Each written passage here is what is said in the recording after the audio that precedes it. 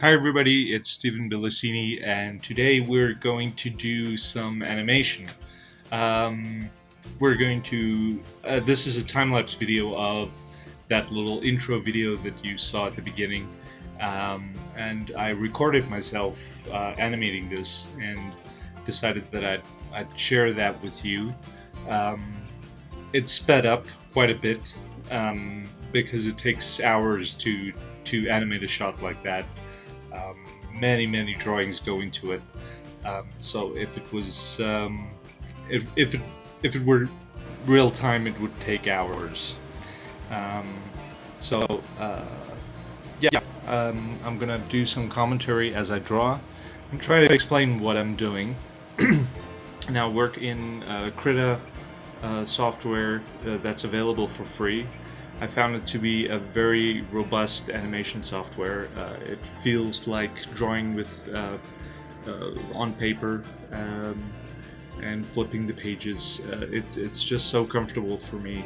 I've worked in other software as well, Toon Boom, TV Paint, and this software is not vector based, so it really feels like drawing with pencil and paper.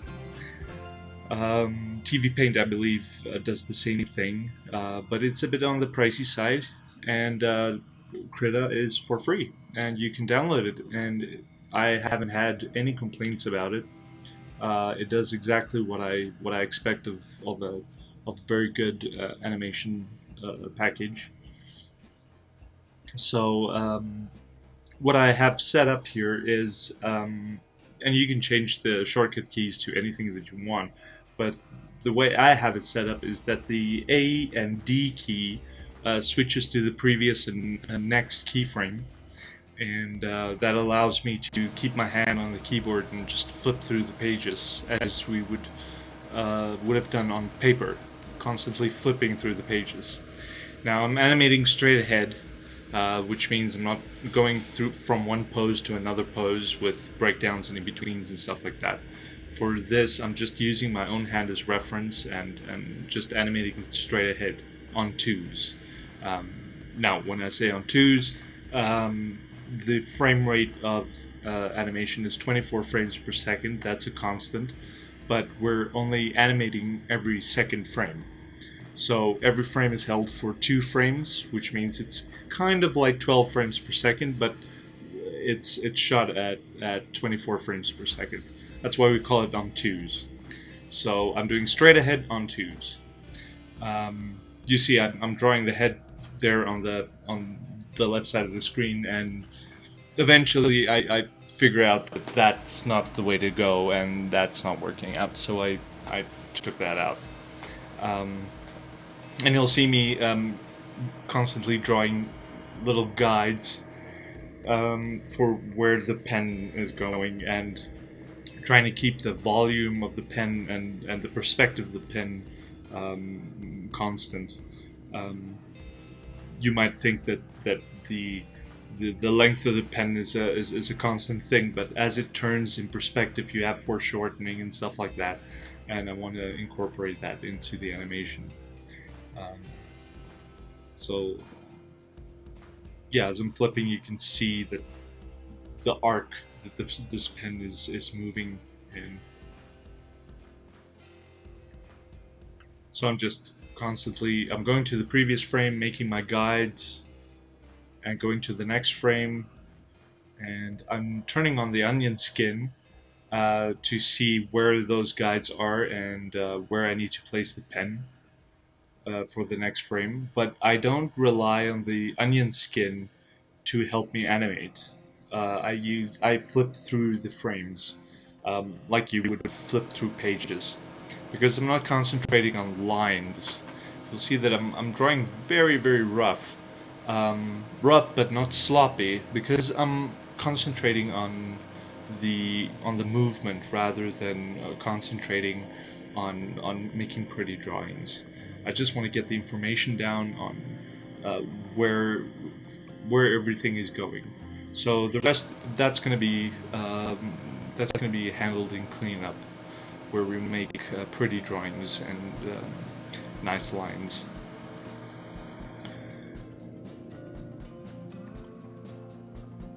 Yeah, without the guides, the length of the pen is oddly deceiving because of that foreshortening effect that you have. And I've got a pen in my hand as I'm animating this, and I'm doing that movement and seeing what the pen actually does and what the fingers do, where it's going, where it's twisting. So using reference is very, very important. I rarely animate without reference. Whether I need to shoot some footage of myself acting out something, or if I'm looking at videos of other people doing certain movements, I'm always using reference. I think you would do yourself an injustice if you animate without reference. That's not to say that you should not improve on what you see. It's like using reference for anything, like a painting or animation works the same way. You improve on what you see. It's simply the observation of what is actually going on, and the moment you understand the motion and you understand why things look a certain way, then you can add your own spin to it, and that just makes it better. You'll see I'm making little dots on the canvas, and that's just to indicate to me where the pen starts and stops. Yeah, when I'm doing in-betweens and on dust, I'm doing all the in-betweens myself. I always make little dots on the page where I can figure out where's the center of the line, just to get that in-between in the right place. So it kind of looks weird. It looks like if it's a complex shot and there are many lines to in between, it really looks strange with all these dots on the screen. And then you fill out the lines, and yeah, everything comes together. But there's this straight ahead animation, which means I'm not animating from one pose to another pose. I'm animating the motion as it goes along. So this is almost like real-time animation. You animate each motion, each change of motion with a new frame. That's not to say that when everything is done and the timing is not working out, that you can add drawings or take drawings away. You can always do that. Yeah, that's straight ahead animation, and I constantly scrub through the animation instead of pressing the play button for that very reason, because I want to feel the motion. I don't want to watch a movie. I don't want to watch the playback. The playback will give you a false information. It will tell you exactly the playback speed, and not show you what you want to see at this point, and that is motion. You want to see that the motion is correct, irrespective of timing, because timing can always change. I can add frames at any time. Yeah, and like I said there, at this stage, I'm really realizing that head is not working for this shot. Because I'm already thinking ahead, the camera has to move, and I want the camera to move around her, and that has to be animated in, and I was not in the mood. At some point, the head would completely obscure the screen, and that would not look good. And I was really skeptical about animating a 360 of the head. That's really difficult to do, to keep a character consistent in a 360 shot. Not that you cannot do it, it just takes a lot of time, a lot of planning, and there you have to combine straight ahead with pose-to-pose animation. One of the great animators that do these 360 shots effortlessly, at least it seems effortlessly. I'm sure there are many hours that go into it. James Baxter and Glenn Keane, they do these 360 shots of their characters like it's nobody's business.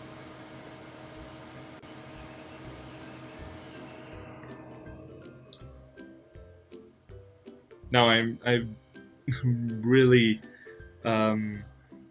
these mechanical shots are really frustrating and boring sometimes. So unfortunately, most of your shots that you will do involve some sort of mechanical animation that's not acting, and that's the bad side of the business. Animating those mechanical shots, because you don't there's no character in it. It doesn't feel alive. You're just focusing on the mechanical motion of getting it to feel right. Whereas with an acting shot, you can really put yourself in there, in the character, and you can you can really act out the shot. I think I've been animating for about an hour now, so that might give you an idea of how long this takes. It's sped up quite a bit.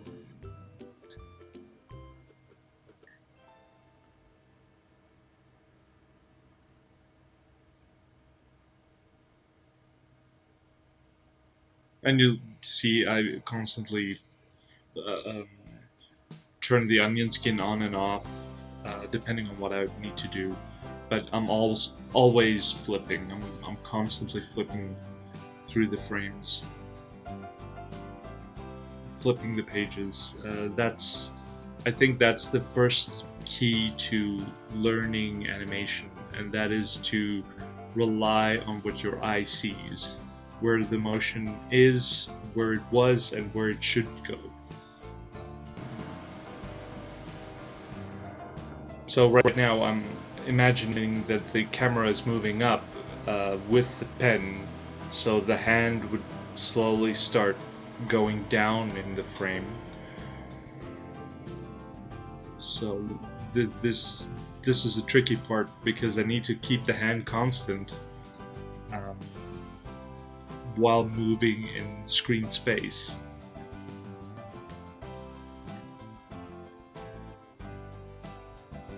But the pose is not that complicated. It's an open hand, so that makes it a lot easier. I'm just using the onion skin just to see that the proportions are the same. And here, for the first time, I'm actually playing the animation, and I know it goes through very fast, especially when it's sped up like this. It looks very awkward.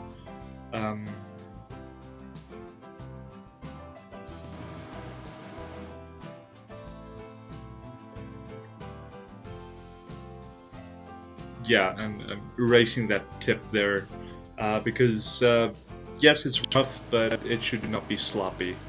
If you get sloppy with your drawings, you'll end up with bad animation, because the drawings they do dictate the animation. If the drawings are so sloppy that you cannot discern the motion of the lines, then it becomes very difficult to make any kind of sense of the animation. So even though it's rough, you should never be sloppy. It should also always be yeah, it should always make sense. And here I tried something like let's do like a swipe, like a maybe like a really stretched head, or a swipe frame or something, and I don't think the head is working in this shot. So now I skip ahead a couple of frames, and just to give that gap, because I know I'm gonna go pose to pose right now. In the end, that gap that I'm adding there will allow me to cheat and get the head out of the way and still make the shot work. So if you haven't watched our video on character design, it's a very brief introduction to character design, more or less the beginnings of character design, how we construct shapes for characters in order to animate them. Because it's character design for animation is quite different from just your run-of-the-mill character design for like live-action pictures or even 3D animation pictures. Because in 3D you can pretty much design whatever you want, and they build it in the computer, and the shape and the form and everything will stay constant because that's what the computer does for you.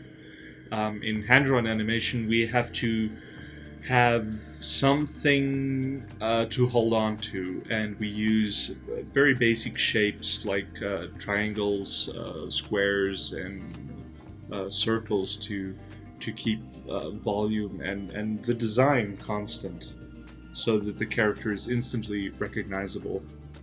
So you see, as I'm drawing, I'm constantly thinking about those shapes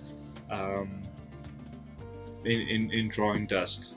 I'm not going through, because I've drawn her so many times that it's kind of imprinted in my brain. So but I'm always thinking of those very basic constructive shapes as I'm drawing, and always drawing her in with the idea that she has volume, that she has a brow ridge and a ridge of the nose, and keeping the proportions in the right place. It's very stylized, nothing even close to a real human, but yeah, keeping that in mind and keeping it loose. So this is pose to pose animation instead of straight ahead. So I'm going from one pose to another pose, but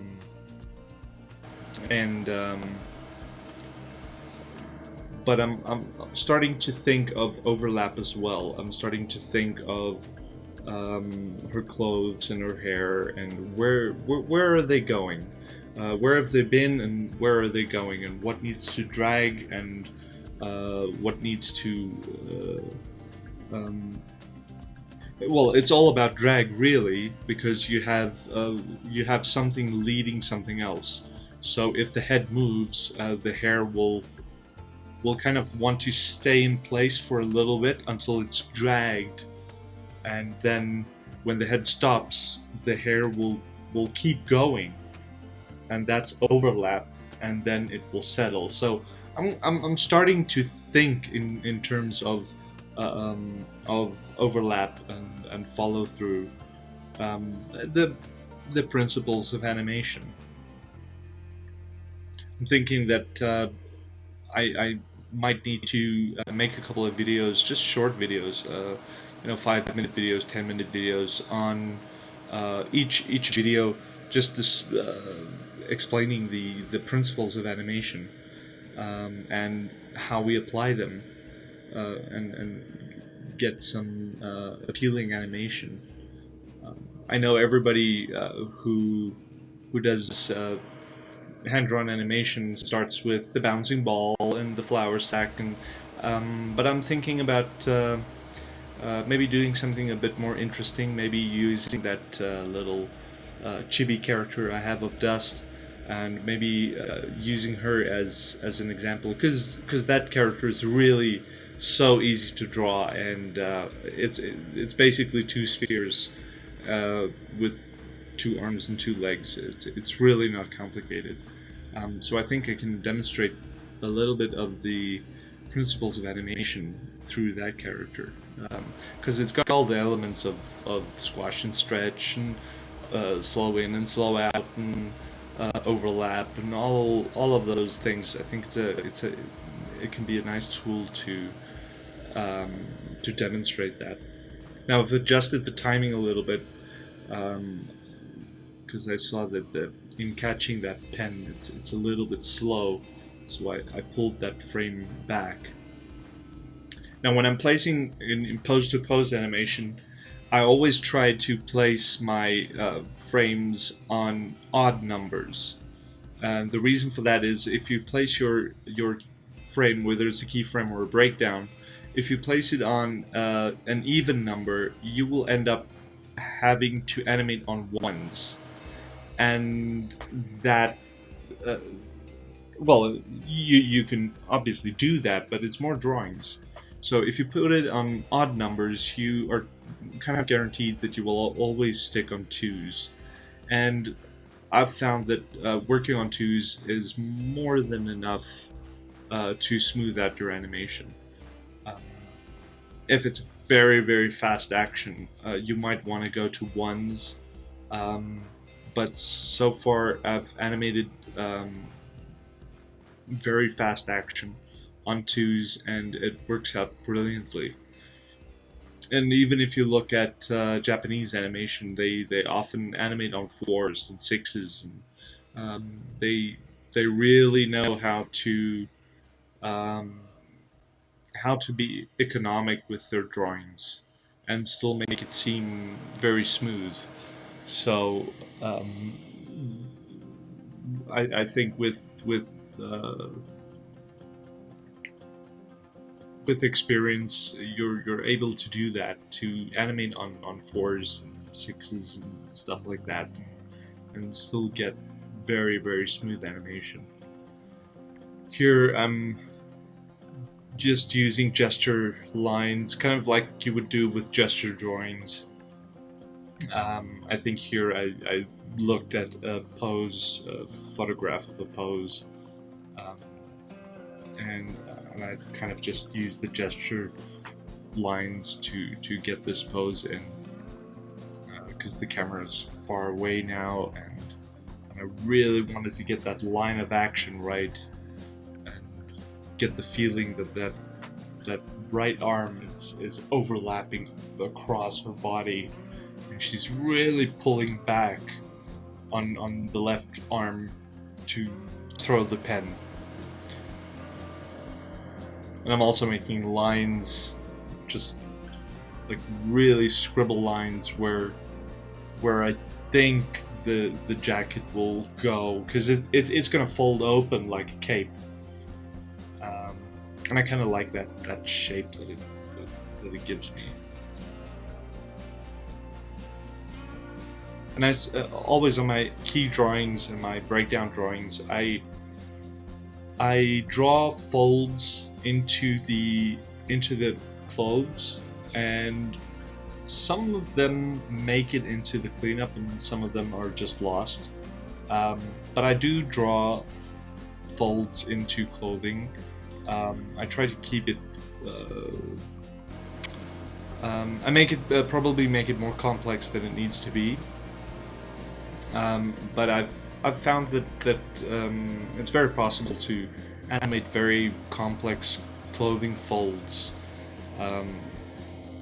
in pose-to-pose animation, because some of the folds remain constant, and when you're doing your in-betweens, you just look for those constant lines and you just follow them through. Then you're concentrating less on the form and more on the movement of the lines, because the form is already established in your key drawings and your breakdown drawings.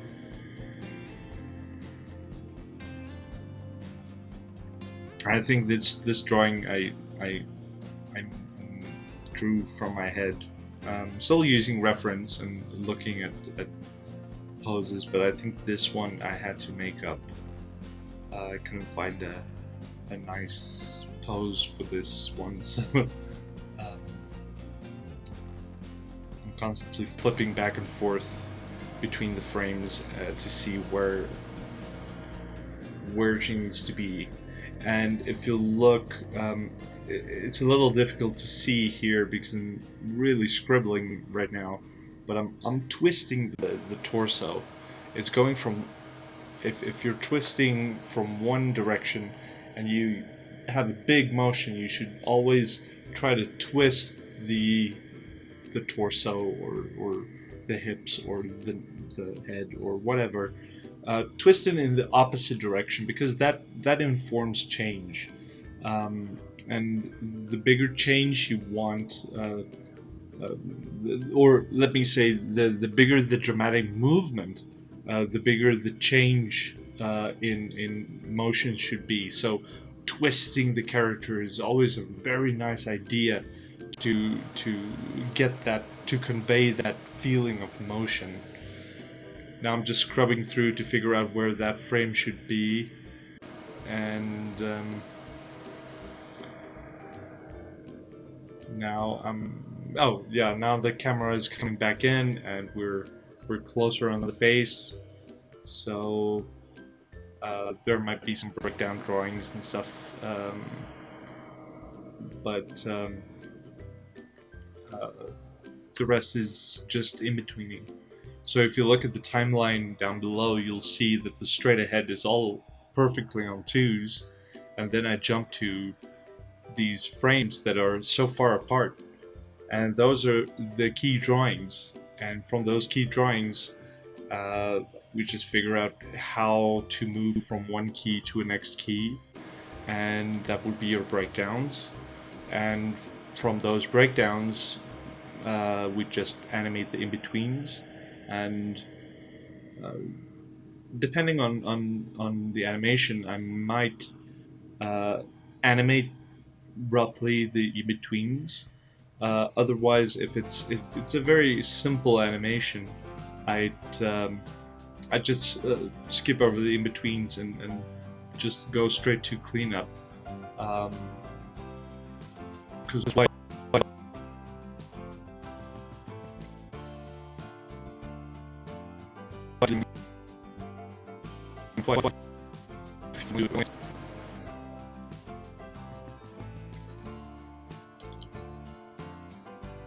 so I'm still keeping that pose. I'm kind of holding that pose for a while, and allowing the clothes and the hair to settle. There's a slight lowering of the arms, but I'm allowing the clothes to settle so that you really get that feeling of the clothes moving around her body.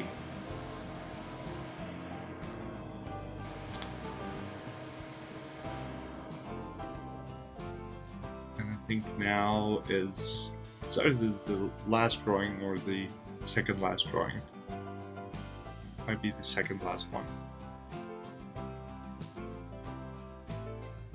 And you can see how quickly, just with a few lines, I can draw dust, and you can recognize her instantly just by those few scribbly lines.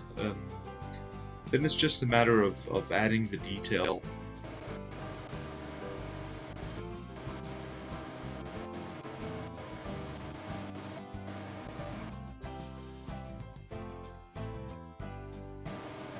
And those lips did not come out right. That looks horrible. I decided, yeah, that looks better.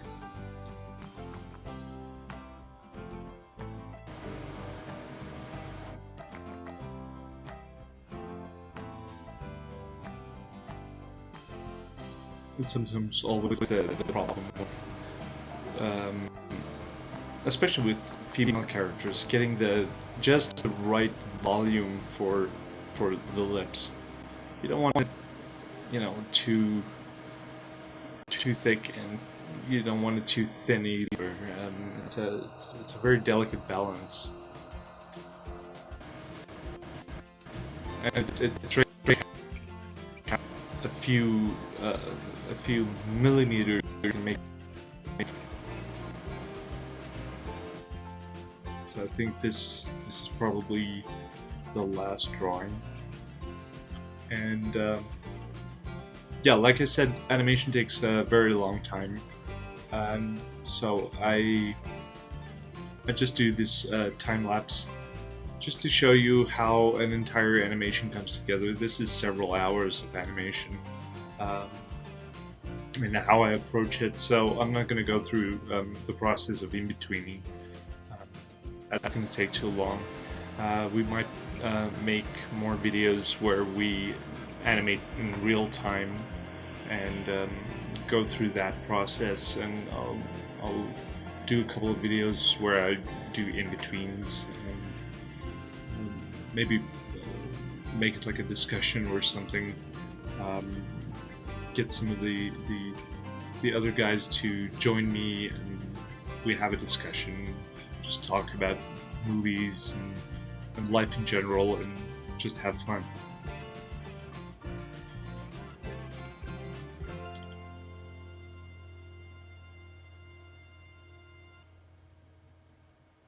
But that's the rough animation with just the keys, and you can see where it's going.